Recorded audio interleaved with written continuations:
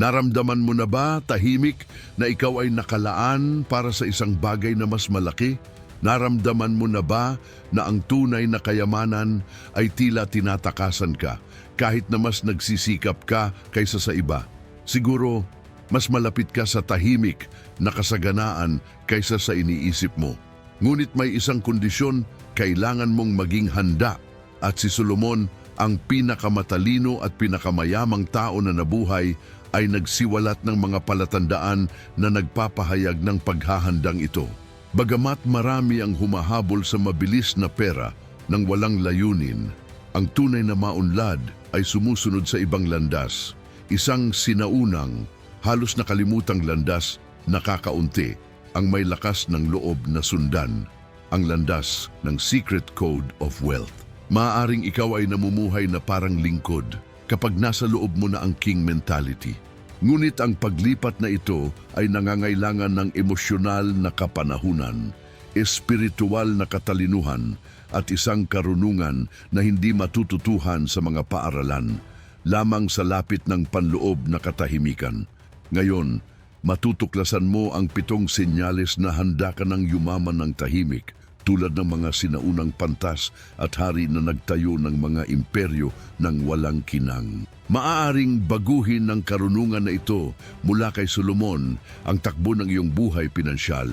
Ngunit kung mayroon kang mga mata upang makita ito at may lakas ng loob na isagawa ito, kung mananatili ka hanggang sa wakas, mauunawaan mo ang lihim na gumabay sa mga hari, pantas at mga ngalakal sa loob ng milenya, at kung bakit ito ngayon ay ibinubunyag sa iyo. Sign 1, Love Silence.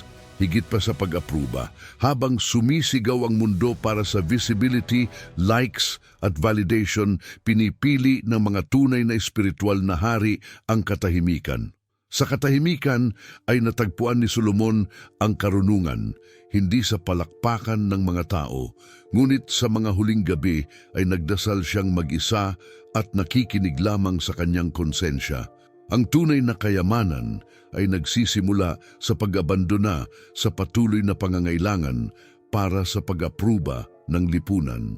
Dahil ang mga umaasa sa palakpakan para kumilos ay hindi magkakaroon ng lakas na mamuno. Ang isang lingkod ay kailangang mahalin upang madama ang halaga ng isang bagay. Ang isang hari ay gumagawa ng hindi popular na mga desisyon kapag sila ay makatarungan. At sa panloob na katahimikan, nahuhubog ang tapang na ito. Kung hindi ka maaaring manahimik sa loob ng 15 minuto, paano mo isusustento ang mga desisyon na kinasasangkutan ng milyon-milyon tao, pamilya? Itinuturo sa atin ng kodigo ni Solomon. Ang ginto ay kumikinang, ngunit ang karunungan ay bumubulong. At ang mga hindi natutong makinig sa bulong ng kanilang kaluluwa ay palaging magiging hostage sa ingay ng iba. Marami ang gumagawa ng mga pasya sa pananalapi, hindi dahil may katuturan ang mga ito, ngunit dahil maganda sila sa paningin ng iba. Ito ang bitag ng pag-apruba, mahinahon, mapang-akit, ngunit nakamamatay. Ang isang maunlad na pag-iisip ay bumangon kapag huminto ka sa paghingi ng pahintulot na isabuhay ang iyong katotohanan. Isipin ang isang malalim na balon sa gitna ng disyerto. Sa ibaba, tahimik, dalisay na tubig. Sa ibabaw, init, alikabok at sigawan. Karamihan ay namamatay sa dehydration sa ibabaw dahil natatakot sila sa solitary dive. Ngunit si Solomon ay umiwas dahil alam niya sa katahimikan nabubunyag ang mga nakatagong kayamanan. Ito ang pagsubok na ilang nalampasan. Ang pagyaman sa katahimikan ay nangangailangan ng pagtitiis sa kalungkutan ng mga hindi na umaasa sa papuri upang kumilos ng may integridad. Ang paghahanda para sa kayamanan ay hindi nagsisimula sa panlabas na pamumuhunan, ngunit sa isang matapang na panloob na pagsisid. Ang katotohanan ay marami pa rin ang gumagawa ng mga desisyon bilang emosyonal na mga tagapaglingkod. Takot silang mabigo, magmukhang makasarili, hindi matanggap, ngunit ang presyo ng pagtanggap ay mataas. Ito ay nagkakahalaga ng iyong kalayaan. Kapag ipinagpalit mo ang iyong panloob na kompas para sa mga opinyon ng iba, nawawala ang iyong mga saloobin at naliligaw mula sa karunungan sa pananalapi na dapat gumabay sa iyong mga hakbang. Ang mga hindi nakakabisado sa katahimikan ay nagiging alipin ng karamihan. At ang kayamanan ay hindi nahahalo sa emosyonal na pagkaalipin. Ang kaalaman sa sarili ay hindi isang luho. Ito ay isang kinakailangan para sa malay tao na pamamahala sa buhay. Ngayon, inaanyayahan kita na kumuha ng isang king test. Patayin ang iyong cellphone, ang musika, ang mundo. Umupo sa loob ng 15 minuto na ang iyong mga iniisip lamang.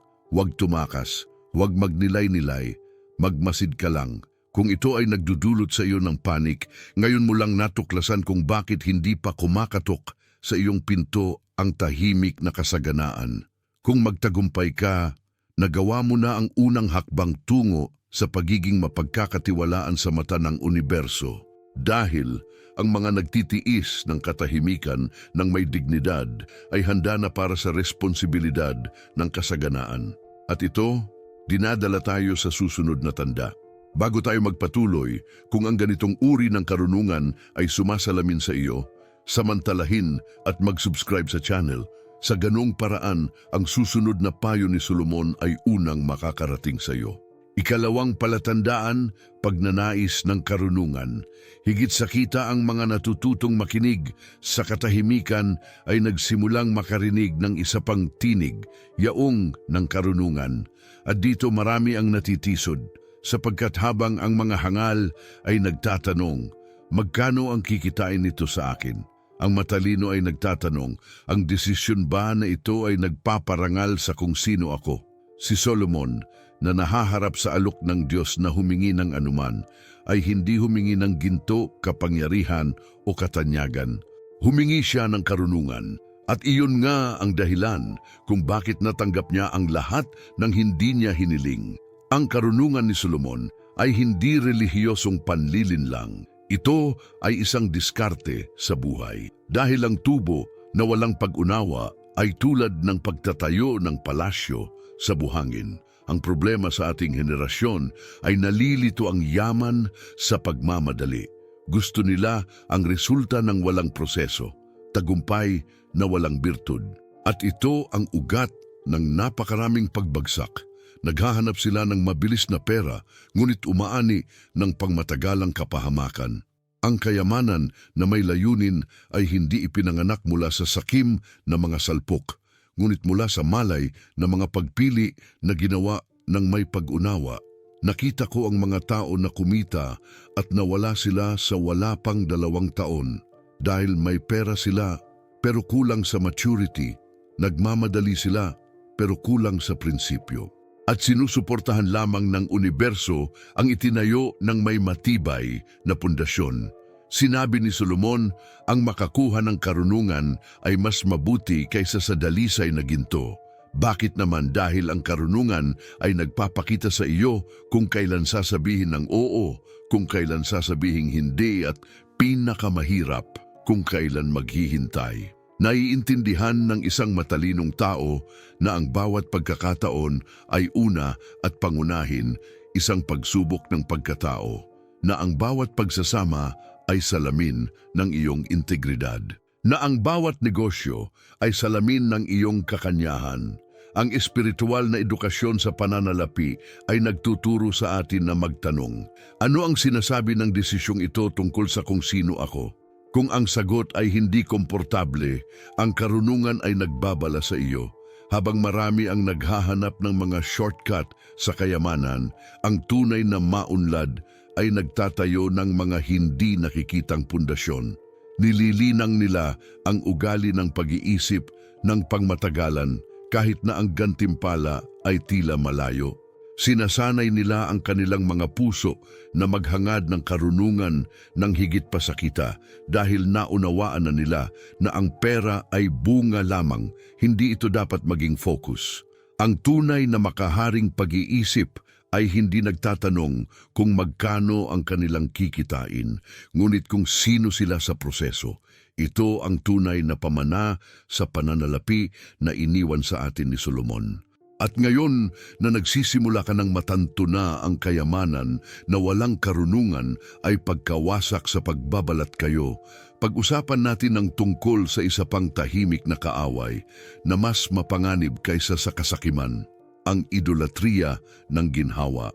Dahil habang hinihingi ng karunungan ang paglago, ang kaginhawahan ay nag-aalok ng pamamanhid. At ang mga nagtatago sa likod ng kaginhawaan ay hinding-hindi makakamit kung ano ang nakamit ng mga hari.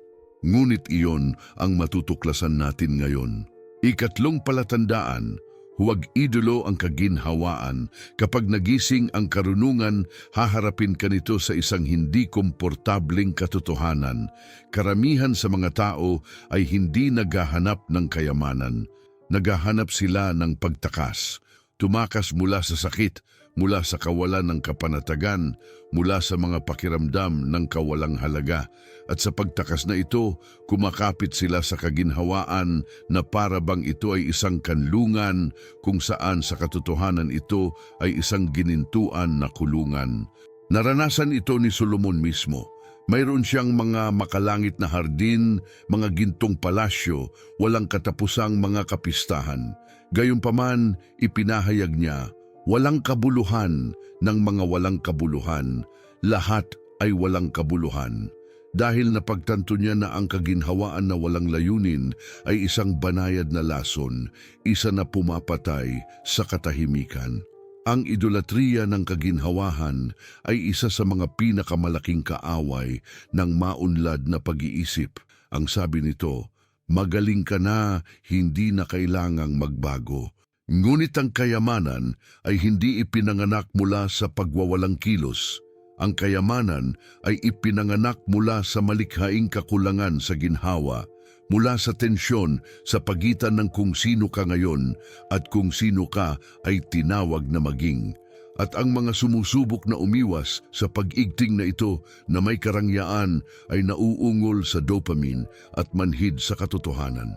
Nakakita na ako ng mayayamang lalaki na emotionally bankrupt, mga babaeng maunlad sa pananalapi, ngunit nakulong sa mga nakakalason na relasyon dahil sa takot na masira ang amag. Dahil naghanap sila ng ginhawa, hindi pagbabago. Ang pera lamang ay hindi nakalulunas ng trauma, hindi nito nalulunasan ang pagtanggi, hindi nito binubura ang pag-abandona. Sa kabaligtaran, pinalalakas nito ang mayroon na sa loob mo. Kung mayroong kawalan, ito ay lalalim. Kung mayroong pagmamataas, ito ay magiging hindi mabata. Kaya naman binabalaan tayo ni Solomon, mas mabuti ang kaunti na may karunungan kaysa sa sagana na may problema. Ang emosyonal na kapanahunan ay nangangailangan sa iyo na harapin ang iyong mga anino bago hanapin ang spotlight. Dahil kung gagamitin mo ang pera bilang lunas sa sakit na hindi mo pa nahaharap, magkakasakit ka kahit milyonaryo ka na. Ipag-isipan ito.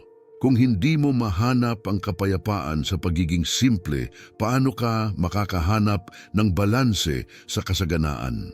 Ang tahimik na kasaganaan ay nangangailangan ng isang gumaling na puso, hindi isang buong pitaka na sinusubukang itago ang mga bukas na sugat. At narito ang sikreto, kapag mas nare-resolba mo sa loob kung ano ang nagpaparalisa sa iyo, mas magkakaroon ka ng kalayaan na gamitin ang yaman bilang tool ng layunin, hindi isang emosyonal na saklay. Ang kaalaman sa sarili sa pananalapi ay mas mahalaga kaysa sa anumang spreadsheet dahil ang pera na walang malinaw na pagkakakilanlan ay kapangyarihang walang direksyon. Ngayong nauunawaan mo na ang kaginhawaan na walang layunin ay sira sa disguise, oras na para harapin ang isa sa pinakamahirap na pagsubok sa paglalakbay tungo sa kayamanan. Ang kapangyarihang magsabi ng hindi. Hindi sa immediacy, hindi sa mapang-akit na panandali ang tukso, hindi sa mga shortcut na lumilihis sa layunin. Ito ang susunod na hakbang sa landas na iniwan ni Solomon. At ang mga tunay na hari lamang ang may lakas ng loob na kunin ito. Ikaapat na palatandaan, pag-alam kung paano magsabi ng hindi sa gusto mo ngayon. Matapos harapin ang ilusyon na kaginhawaan, ang susunod na pagsubok ng karunungan ay mas banayad. Paglabanan ang tila mabuti, ngunit hindi pa tama. Si Solomon kasama ang lahat ng kanyang kaluwalhatian ay hindi kaagad nagtayo ng templo. Naghintay siya. Sa loob ng 7 taon ay naghanda siya ng mga materyales, arkitekto at istruktura dahil alam niya na ang pasensya ang pundasyon ng tunay na kayamanan at ito ay isang aral na hindi natutunan ng mga nagmamadali. Ang mga hindi marunong maghintay ay nagtatanim at naghuhukay ng binhi araw-araw, pinapatay ang maaaring umunlad. Ang kasalukuyang henerasyon ay nabubuhay na gutom para sa agarang resulta. Kung ang isang ideya ay hindi magbunga ng mga resulta sa loob ng 3 buwan, ito ay itatapon. Kung ang isang proyekto ay nangangailangan ng higit sa 1 taon na pagsisikap, ito ay tinatawag na pagkabigo. Ngunit ang mga tunay na hari ay nagtatayo gamit ang mga dekada ng pangitain. Naiintindihan nila na ang pagbuo ng kayamanan ay nangangailangan ng oras, katahimikan, disiplina at sakripisyo at higit sa lahat ang kakayahang magsabi ng hindi sa agarang kasiyahan upang makamit ang pangmatagalang katuparan. Ito ang pagkakaiba sa pagitan ng salpok at layunin, sa pagitan ng lingkod at hari. Sinabi ni Solomon, may panahon para sa lahat. Ngunit gusto ng mga tanga ang lahat ng sabay-sabay. Gusto nilang umani bago sila magtanim. Gusto nilang bumalik ng walang proseso at tiyak na ang pag-uugaling ito ang humahantong sa kanila sa kapahamakan. Ang kawalan ng pasensya ay isang anyo ng sabotahe na itinago bilang ambisyon. Ang magagandang pagkakataon ay nangangailangan ng hindi nakikitang paghahanda. Ang reputasyon ay nangangailangan ng pagkakapare-pareho at ang pagtitiwala parehong mula sa tao at sa universo ay nabubuo lamang kapag napatunayan mong marunong kang maghintay. Ang pasensya ay hindi pagiging pasibo. Ito ay karunungan sa pagkilos. Sa bawat tukso na mabilis yumaman ay may nakatagong pagsubok. At ang sansinukob ay palaging nanonood. Natuto na ba silang pumili kung ano ang kanilang itatayo kahit na mas mahal ito ngayon? Ito ang susi sa pag-iipon ng kayamanan ng may layunin, hindi lamang panandali ang pera dahil easy come, easy go. Ngunit ang nililinang ng karunungan at panahon ay nagiging pamana. Ang kakayahang tumanggi sa ngayon upang protektahan ang hinaharap ang naghihiwalay sa mga visionaries mula sa mapusok. Ngayon, sabihin mo sa akin ng tapat, ilang beses ka nang nagsabi ng oo dahil sa takot na mawalan ng pagkakataon para lang matuklasan sa bandang huli na mas marami kang napalampas sa hindi paghihintay. Ang pagmuni-muni na ito ay kinakailangan dahil ang susunod na tanda ay nangangailangan ng isang bagay na mas bihira. Ang kakayahang makita ang yaman kung saan ang iba ay nakikita lamang ang paghamak. Ang susunod na antas ay hindi nangangailangan ng higit na pagsisikap. Nangangailangan ito ng paningin at yun ang ibubunyag natin ngayon. 5 palatandaan, nakikita ang halaga kung saan nakikita ng iba ang pang-aalipusta. Ang pasensya ay nagpapatalas ng mga mata. Kapag natutunan mong maghintay, magsisimula kang makita kung ano ang dating hindi nakikita. Hindi nakita ni Solomon ang nakita ng iba. Kung saan hinamak ng lahat ang isang karaniwang lingkod, nakita niya ang potensyal ng isang hari. Kung saan hindi pinansin ng iba ang maliliit na ideya, nakakita siya ng mga binhi ng nakatagong kayamanan. Dahil ang tunay na maunlad ay hindi naghihintay ng halatang halaga, nakikilala nila ang pambihira sa karaniwan. Ang sinaunang karunungan na ito ay bihira, ngunit ito ang nagpapanatili ng tahimik na mga imperyo. Karamihan sa mga tao ay nakikilala lamang ang halaga kapag ito ay halata na, kapag ang ideya ay naging viral, kapag ang negosyo ay matagumpay na, kapag ang profesional ay nanalo na ng mga parangal. Pero by then, huli na. Ang tunay na matalino ay unang nakikita ito dahil sinanay nila ang kanilang mga mata upang makuha ang mga banayad na pattern. Dahil nilinang nila ang kababaang loob na matuto mula sa sinuman, maging sa mga hinahamak ng mundo. Itinuro sa atin ni Solomon, mas mabuting makinig sa saway ng isang matalino kaysa makinig sa awit ng mga mangmang. Sa madaling salita, ang halaga ay wala sa hitsura, ngunit sa kakanyahan.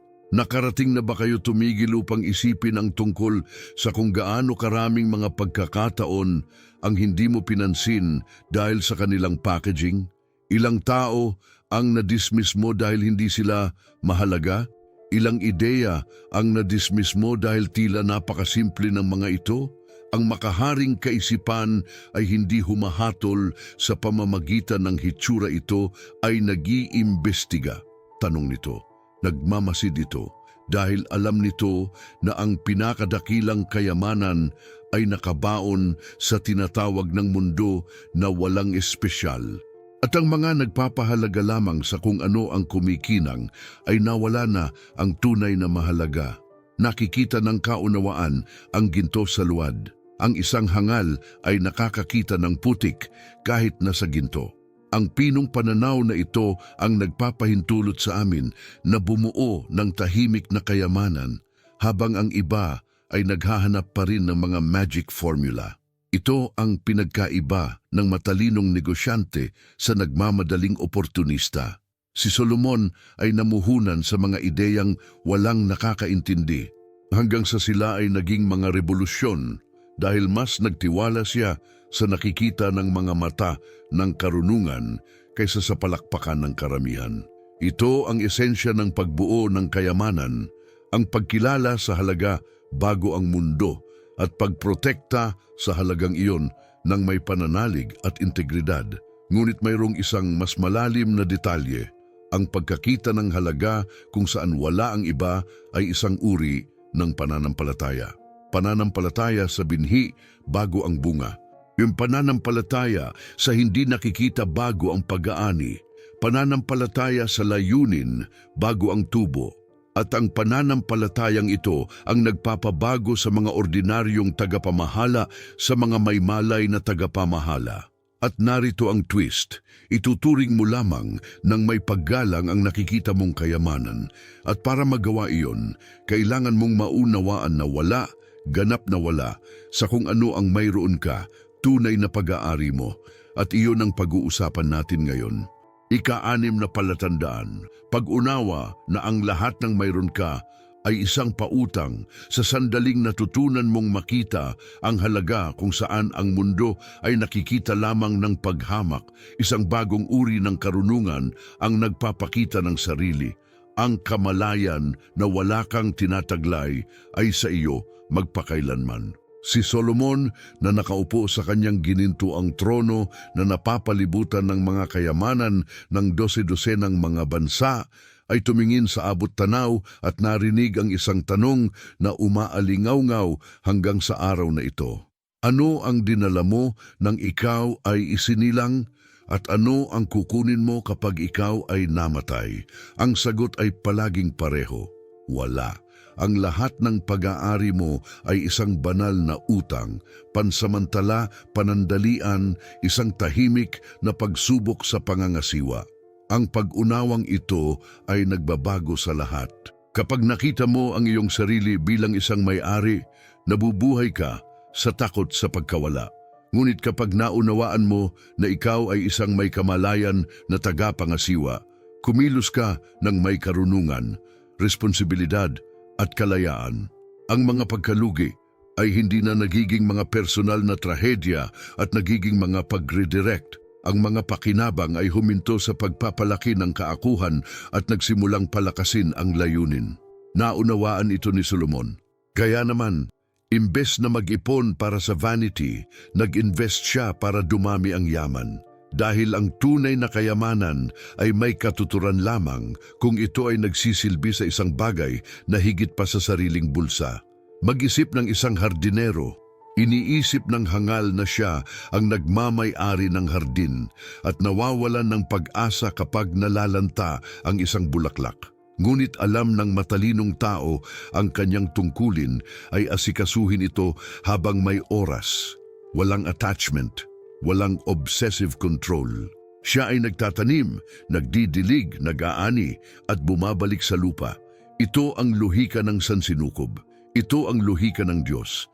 Ang labis na pagkakadikit sa mga ari-arian ang nagdudulot ng pagkabalisa, kasakiman at mga mapaminsalang desisyon. Ngunit ang mga namamahala ng may pagpapakumbaba na may pangmatagalang pananaw ay itinataguyod. Ang universo ay higit na ipinagkatiwala sa mga nagmamalasakit ng mabuti sa maliit. Ito ang pagkakaiba sa pagitan ng kayamanan na may layunin at pag-iimbak dahil sa takot. Ang dating ay bumubuo ng isang pamana. Ang huli ay lumilikha ng pangaalipin na nagkukunwaring kalayaan. Noong namuhunan si Solomon sa mga tao, sa infrastruktura, sa kultura, hindi siya gumagasta. Pinararami niya ang ipinagkatiwala sa kanya. Dahil alam niya kung ano ang hindi umiikot, nabubulok. Ang walang kwenta, nawawala. Nais mo bang maging karapat-dapat sa higit pa? Magsimula sa pamamagitan ng pamamahala sa maliit na parang ito ay marami. Sapagkat ang sinumang tapat sa maliit ay ilalagay sa pamamahala sa marami. Ito ang isa sa mga pinakadakilang talinghaga ng kasaganaan na sinabi. Ngayon sabihin mo sa akin ng tapat, nabubuhay ka na ba bilang isang may-ari o bilang isang katiwala? Nakahawak ka na ba sa takot o namamahagi ng matalino? Dahil kung paano mo pinamamahalaan ang iyong mga mapagkukunan ngayon ay tumutukoy kung makakatanggap ka ng higit pa bukas. At ito ang huling pagsubok bago ang malaking pagbabago. Discernment. Dahil kahit alam mo ang lahat ng ito, walang magbabago kung wala kang lakas ng loob na kumilos sa nakikita mo at iyon mismo ang susunod. Ikapitong palatandaan, manalangin para sa kaunawaan at kumilos ng may lakas loob. Sa ngayon, napag-usapan natin ang tungkol sa pananaw, pasensya, layunin at pagpapakumbaba. Ngunit lahat ng ito ay magiging walang kabuluhan kung wala kang lakas ng loob na kumilos. Alam ito ni Solomon, ang pag-unawa ng walang aksyon ay eleganteng paralysis. Ang karunungan na walang katapangan ay karuwagan ng intelektual. Nanalangin siya para sa kaunawaan at tinanggap ito. Ngunit dumating ang mahirap na bahagi. Gawin ang dapat gawin kahit na nangangahulugan ito ng pagharap sa mga kaalyado, pagsalungat sa payo at pagkawala ng katanyagan. At dito marami ang nabigo. Mas gusto nilang balewalain ang katotohanan kaysa harapin ang halaga ng pagharap dito. Ang tunay na pag-unawa ay nagpapakita kung ano ang hindi gustong makita ng sinuman.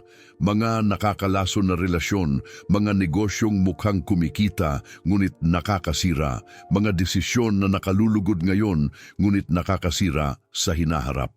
At kung ano ang gagawin mo sa mga paghahayag na ito ay tumutukoy sa iyong kapalaran. Minsan ay kailangang kumilos si Solomon laban sa mga taong mahal niya, laban sa inaasahan ng mga tao, laban sa lohika ng sandaling ito.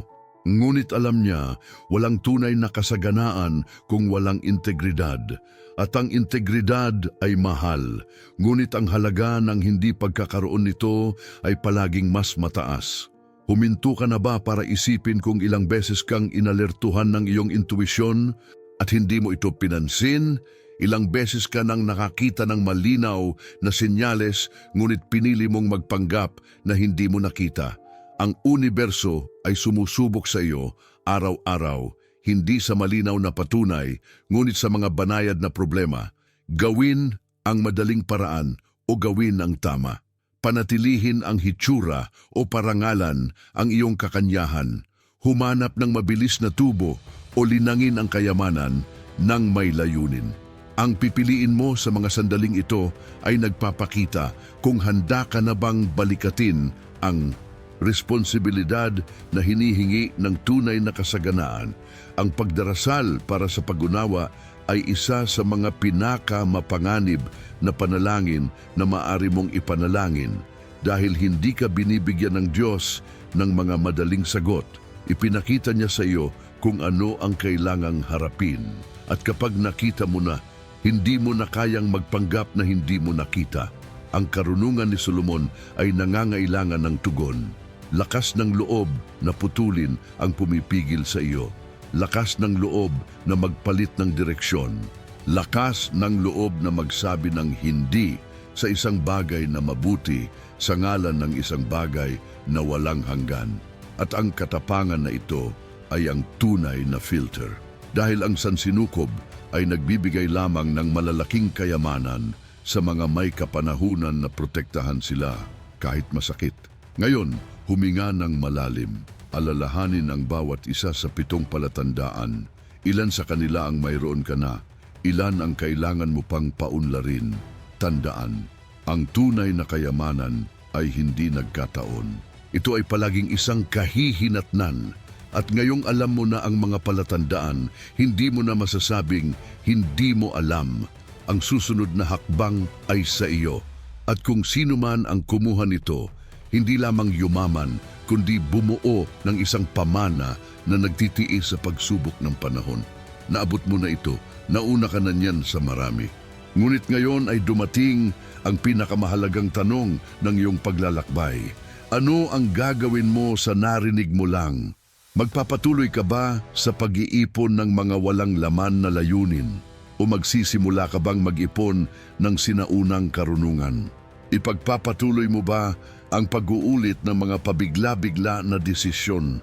O ilalapat mo ba ang iyong natutunan kay Solomon upang bumuo ng kayamanan ng may layunin? Dahil hindi impormasyon ang nagpapabago sa iyong buhay, ang lakas ng loob na ilapat ang katotohanang ipinahayag sa iyo. Pag-isipang mabuti, ilang mga pagpipilian ang ginagawa mo araw-araw nang walang pag-unawa. Ilang beses mo nang ipinagpalit ang katahimikan para sa pag-apruba. Ilang desisyon ang ginabayan ng takot na tanggihan at hindi ng iyong panloob na paniniwala. Ilang beses mo na bang pinili ang agarang kasiyahan sa pangmatagalang pamana? Nabubuhay ka ba para makaipon o para mag-iwan ng legacy? Ikaw ba ay kumikilos na parang isang utusan o nag-iisip ka ba na parang isang hari? Ang karunungan ni Solomon ay hindi isinulat para hangaan sa mga salawikain. Ito ay iniwan bilang isang manual sa paghahanda para sa tunay na kasaganaan. At ang magandang balita ay may oras ka pa. Oras na para ayusin ang kurso, bumuo ng kaunawaan, kumilos ng buong tapang, at ipakita sa sansinukob na karapat-dapat kang pamahalaan ang mga kayamanan na hindi nasisira. Kaya narito ang imbitasyon, mag-subscribe sa channel, i-activate ang bell, at ipagpatuloy ang paglalakbay na ito ng pagbabago dahil ang susunod na video ay maaring naglalaman ng eksaktong payo na kailangan mo para mabuksan ang susunod na yugto ng iyong pinansyal at espiritual na buhay.